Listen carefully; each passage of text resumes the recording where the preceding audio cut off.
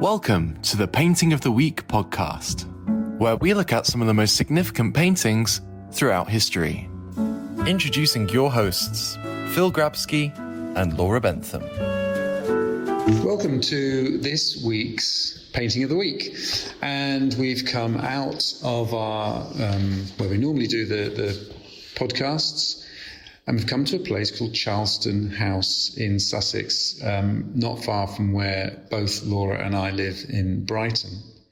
Charleston House is absolutely fantastic. I've been here a few times, and there's reasons to come any time of the year, both to look at the house and to look at its garden, and it's in a beautiful spot, nestled in the South Downs. It also has a gallery where they have temporary exhibitions, and the temporary exhibition that we're looking at the moment is entitled Duncan Grant 1920.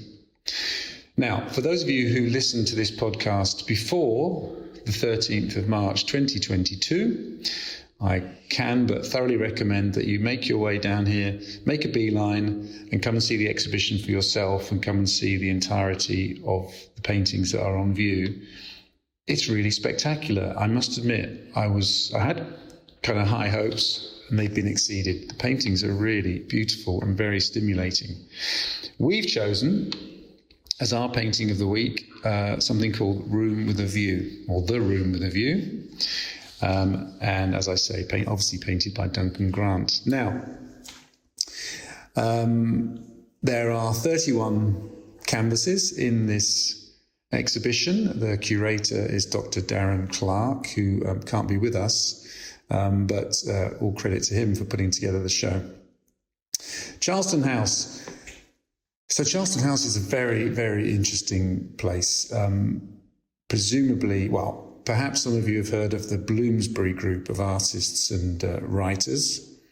Duncan Grant had a partner whose name was David Garnett, and then he married Vanessa Bell, who was born Vanessa Stephen in 1879, something like that.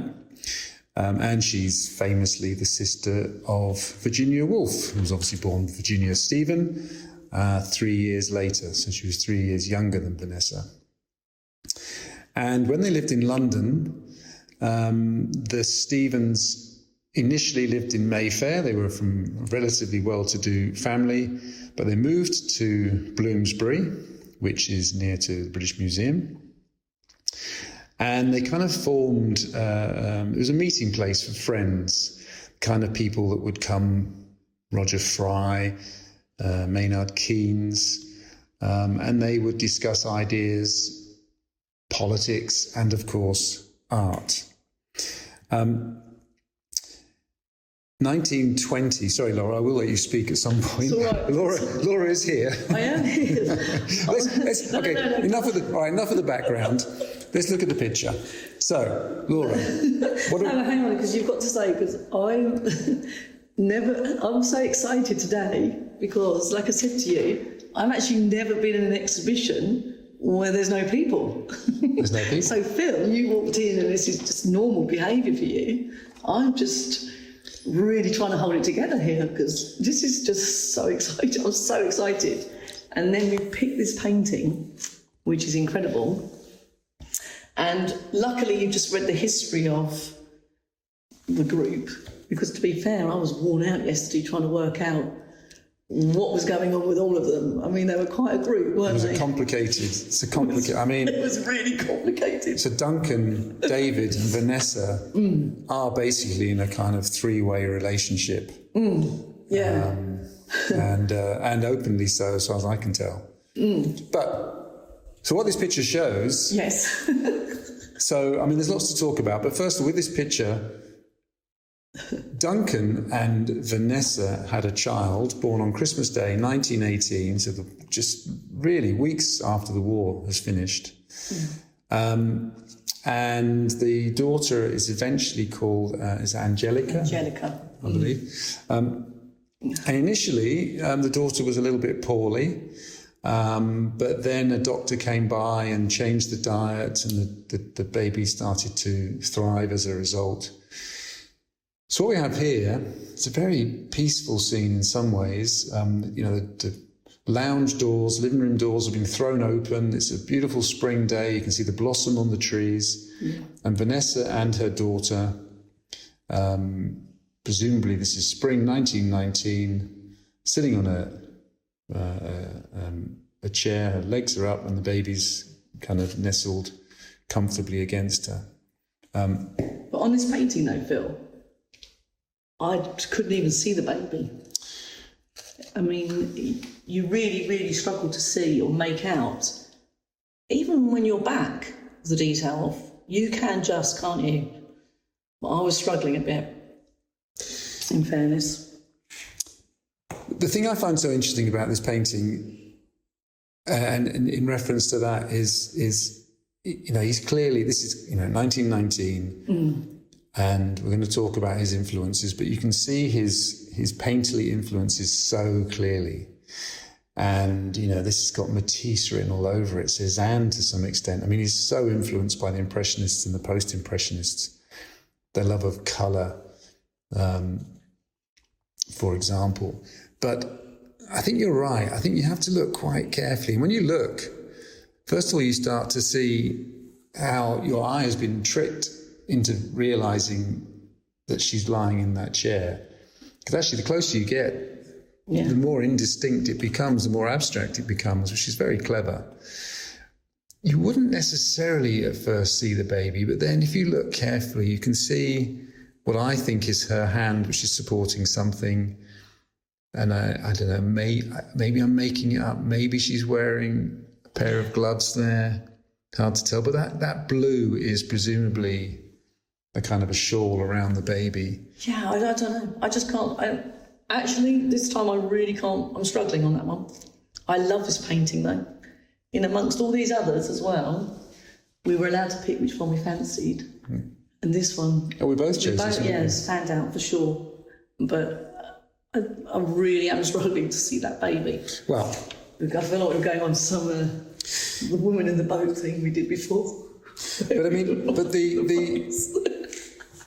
I do, but the use of, I mean, I would imagine this was actually a very complicated picture to paint, and for Duncan to get to the point where he thought, okay, that's finished. Yeah. Because the combination of colours is just on the floor, on the doors, the window panes, to some extent reflecting what's outdoors, creating that sense of multiple planes. He's inside, we're drawn out through the doors, she's there right by the edge. Then you go down the garden, then the trees, and even beyond the trees. It's absolutely spectacular. It is. But there's no real, I mean, okay, when you stand right back, it does become actually much clearer. But even the sort of, there's no real perspective to it even, it's just so good. But it's for me, it's the colours again. I love them. I just love this painting so much. So... Yeah, go on. No, I mean... I just on the blossom on the trees. Compared to last week's painting of the week, which we did, I don't know when these are going out now, but when we did the Cajun fan with the fan and her detail of blossom, and now we're back to, like you said, Impressionist painting. Doesn't matter, does it? It's so good. Well, I always love exploring the ability of the human brain to make sense of something, and how the artist obviously takes advantage of that. So with a few brushstrokes, I mean, you see blossom on a tree. Yeah. But actually, when you look at it, it's just a few strokes of brown and some dabs of green, some dabs of the darker green, some dabs of pink, some dabs of white. But when you imagine that Duncan Grant, like any artist, is starting with a completely blank canvas to kind of create this narrative and this three-dimensionality, I always think is absolutely fantastic. Mm. Yeah. I mean, it really does remind me of Matisse and his work that he did on the eastern Catalonian seashore, again, looking out of windows, but just experimenting with colour, work at the Fauves. I mean, and bear in mind, you have to take this into context of where we are historically. You can have a visceral reaction to a painting like this and enjoy it without knowing anything about it whatsoever. But actually, I always think these paintings are more interesting when you do understand something of the context. Yeah. So, Britain has just come through the most, I don't even need to say it, but the most horrendous period of warfare. This is literally months after the Armistice Day. Now, Duncan and David, they're in Sussex because they were conscientious objectors. And they came down in 1914, and they were in a couple of different locations and living in the lovely town of Lewes briefly, I think Vanessa too. But then in 1916, they had to move, and they heard about this farm that was available, and they ended up here in Charleston House. One of the reasons they came down to Sussex is that one way of avoiding being conscripted, although it must be said that initially soldiers were volunteers, so only a bit later when things started getting rough and the casualties were so high, as I understand it, that people were actually conscripted, was to engage in farm work. So they had to come down, during the day they're working, as I understand it, they're working as farm labourers. Yeah, by all accounts, he was working really hard. Yeah, working really hard. So, and then coming back and trying to find the time to paint. I don't know enough about it to know whether he was working 5, 6, 7 days a week. Obviously, farm work is extremely taxing and often is 7 days a week. Yeah. What's interesting about his painting is, though, that, like you say, his actual lover was David Garnett and Vanessa. And this was a baby that they had together. Yeah. And don't you think, when you look at that painting, there's obviously quite a lot of, well, from me, tenderness. And he's obviously really, this is his child, which maybe he didn't think he was necessarily going to have a child, because, it was probably not, it wasn't, I don't know whether they planned it or anything. I have no idea. But when you look at her figure, I think it stands out differently to the rest of the painting. So yes, well. Do you see that? No. Or is that just me? Well, she certainly stands out from the rest of the painting, but that's obviously, a deliberate thing, isn't it? Yeah, but he must have, like you said, you're just coming out of the war, and there's almost like a tenderness in that painting, in the way he's painted her. Well, it's life-affirming, isn't it? There's no question that we're talking here about spring and the possibilities of rebirth, regeneration, a young child, the colour. I mean, there's an optimism to it, which he may or may not have felt. Yeah. But Vanessa Stephen, as she was born, so she'd married a guy called Clive Bell. So I forgot. They had an open relationship, I believe. But then eventually Clive, he did move in at one stage, but I think that was later on. So when they had this child, so Duncan Grant never married Vanessa. I don't Stephen. think so. Okay. I'll be honest with you, I've got about 6 pages of notes, and if I start rustling them... you go ahead, you rustle away. Really Actually, while you're rustling away, I'm going to read... I knew a couple of lines of this, but I'm going to read what the Times said about this exhibition in 1920, which is very interesting, because obviously literary critics, artistic critics could be very harsh. But here we got the following. Times, Tuesday, February the 10th, 1920. The exhibition of paintings by Mr. Duncan Grant leaves us puzzled and a little depressed by a willfulness, perhaps unconscious, which seems to hamper his great talent. No one can look at his room with a view without seeing that he is a born painter, one whose very paint makes beauty when he chooses. That's a fantastic... And I mean, I think we probably don't talk about Duncan Grant enough. I mean, he's clearly a masterful painter when you look at this. Yeah. I mean, 1920 was his first solo exhibition, and he held it at a place called the Patterson Carfax Gallery. Now, that had been founded in 1898. By 1920, it was, well, I've read two places. One was Old Bond Street, the other one was Berry Street. It doesn't really matter. It was in Mayfair. And I think they were known for kind of championing, broadly speaking, kind of the avant-garde. And we've talked about this in other podcasts, of course, you need the gallerists to show people's works. These works were for sale. This work, for example, was for sale for 40 guineas and was actually bought by Arthur Clifton, who was the director of the gallery. So the gallerist bought this painting for himself. But as you go around the exhibition, you can see, which is quite nice, actually. I've not seen this before in an exhibition. Every painting has the price on. Yeah. And every painting says to whom it was sold. And I think I read somewhere he sold 20-something of the 31. 24 of the 31 were sold. Well, I mean, I've made films about Van Gogh and plenty of others who had their shows and barely sold a painting. So that says something in itself. Yeah, we didn't buy one ourselves in film. We should have done. I think it must have been quite hard for them, though, because obviously he had, they were kind of covering up quite a lot in this house. So, I think there might have been a lot more to their paintings. When you look around the room, there's a couple with Vanessa and David in the same room. And, What do you mean covering up? Well, obviously his lover was David Garnett at the time. That's not, you're already a conscientious objector. So a lot of people might not have been too keen on that.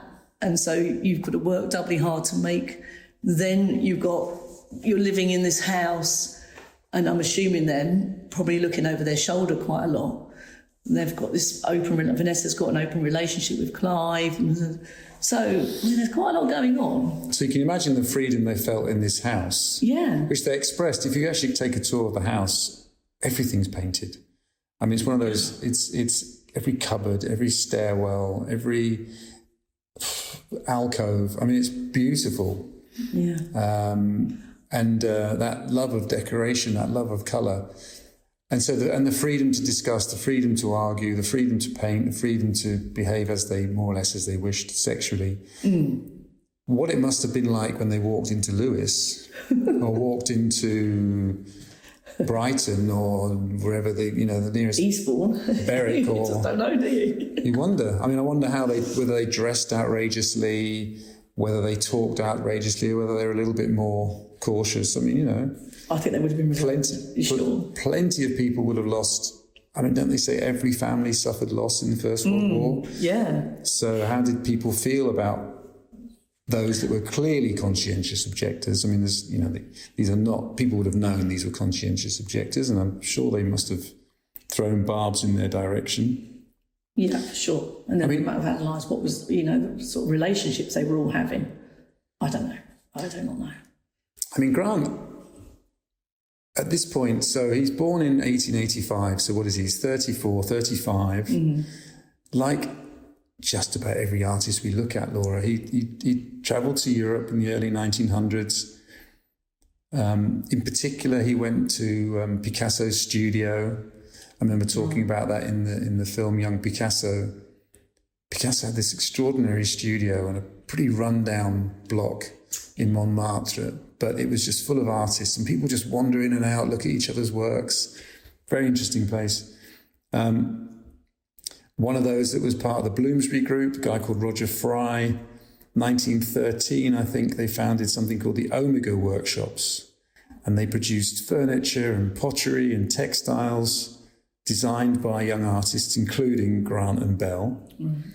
And that's why when they came down to Sussex, they kind of carried on that idea of just decorating everything. Yeah. In fact, many years later, or during the Second World War, they, I was going to say famously, I think relatively famously decorated the church in Berwick, which isn't far from here. Oh, okay. Another trip? Well, yeah, definitely. And then, of course, for those, if you come down to this neck of the woods, there's another wonderful and slightly poignant place to visit in a small town called Rodwell. And I think it's the monk's house. It's called the monk's house, that's right. So Vanessa Bell's, I mean, we're getting off the painting a bit, getting into biography, but it is interesting. So Vanessa Bell's sister, Virginia, who was born, 2.5-3 years later, in 1912, I think she marries Leonard Woolf. Together in 1917, so again, during the war, they founded the Hogarth Press, which basically was the press that published most of her work. Yeah. They rented a home in Sussex, but then they moved here permanently in 1940 during the war. I think they were either afraid of bombing or there had been a bomb relatively close to where they lived. I can't quite remember, or had they actually... Anyway, they're getting out of London because of the bombing. Just to remind people, so some of the books that she wrote, To the Lighthouse, 1927, Orlando, 1928, A Room of One's Own, interestingly enough, 1929, so kind of a similar-ish title. But she suffered from mental illness, and the 28th of March, 1941, what would she be then? Something like 59? Yeah, she wasn't old, was she? Yeah, she drowned herself in the River Ouse, which is, we could walk there in 5 minutes. So it's very close. Obviously, it was very close to where she lived. So again, I always do wonder these kind of complicated relationships and with all the intricacies. I'm not sure it suits everybody. I'm not sure that everyone comes away from it having only experienced pleasure. Obviously there's more to Virginia Woolf's mental illness than all these complicated relationships, but... Well, I think hers was really sad, wasn't it? That her mother died when she was 13, but I think she was sexually abused by a half-brother as one of the things. Yeah, or maybe both her half-brothers. Right, okay. Yeah. So... Really, really tricky. And then she didn't have any children. But I wish there was somebody here to clarify all of these the web of all the relationships, because sometimes you read online and you don't know what you're reading, you think, is it true? But there was one of the things I read that she also really liked Duncan Grant, and that there was a slight tension between the two sisters. But whether that's true or I don't know, because obviously there was a rumour then that they may have had a relationship, but only small, and then obviously he was with Vanessa, and that was that. So, but do you see any of that in this painting? Do you see any kind of suggestion that there's anything beneath the surface with her? I mean, she's turned away, she's thoughtful. Yeah, I just think the fact that he's painted that painting with the child, which for me I can hardly see, and I'm still struggling. But it's just the way I actually think it's just a tender drawing because of her feet being up and the little and the sort of whatever shoes or boots that she's wearing at the bottom. But I also really love her hat, and it just feels that he clearly, I think there's a real love there for her, especially with the baby. But again, just look at you talk about the shoes and the hat. I know, I love the shoes. But they're if you go in really, really close, it's just a few little kind of brush, tiny little strokes. They're not shoes at all. No. But actually, you just step back a metre, you get it completely. Your brain is working it out. There's, she's wearing a pair of black boots, or the hat. With the hat, you can see is kind of flopping. Yeah. And I love the print on the dress, because you wouldn't have thought he would have put that on that painting. Yeah. It's so different. It's almost like two halves to the top. Yeah, I don't know. What do you mean by two halves? I don't know. It looks like two halves to me. It's almost like he had a whole load of colours for her, and then in the distance he's not used any at all. But I don't know. I would have put something at the top. You see, that's me. Oh, I love it. I mean, the green in the sky, kind of brings that plane forwards. I mean, it's a tradition that, going right back to Leonardo, that you have your bright reds suggesting, usually kind of bottom third of a picture, kind of suggesting, they come out at you. So you often have them suggesting things in the near frame. and then it fades off to kind of light blue, which kind of takes your eye into the distance. Monet, when he was planting his garden in Giverny in the autumn, planning ahead for next spring when he would paint the same garden, would have the bright colours at the front and the shades of blue plants towards the back, just to give it that depth. Yeah. So here, in some senses, the fact that he's filled in that top with a kind of a pale grey green doesn't really send your eye too much into the distance. I mean, I'm assuming that the brown, which is like the central, that kind of horizontal strain of brown, that's going to be distant South Downs or distant. Yeah. I guess it's kind of supposed to be low hills rather than fields. But, you know, our brains are trying to work this out. And what we are seeing isn't necessarily what he was seeing or what he was trying to convey, of course. Yeah. I love the door. I think the door is fantastic, and the reflections in the window panes are really lovely, because to some extent they reflect what you can see, and to some extent they reflect what you can see but with different colours, and to some extent they're showing you things you can't see at all It's really around the corner. Yeah. I mean, it's a really great work, and it's up there, for me, it's up there with the Matisse or other painters of that period.